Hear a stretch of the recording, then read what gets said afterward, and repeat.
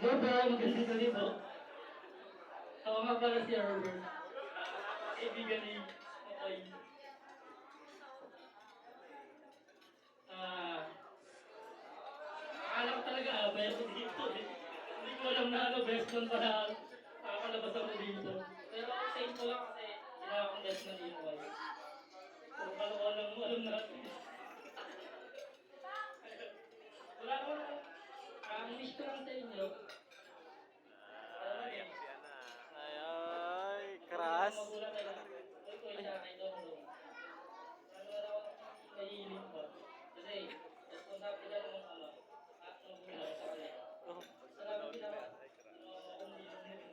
Ikoy. Ngayon lang naman. Palagi ka naman ano eh.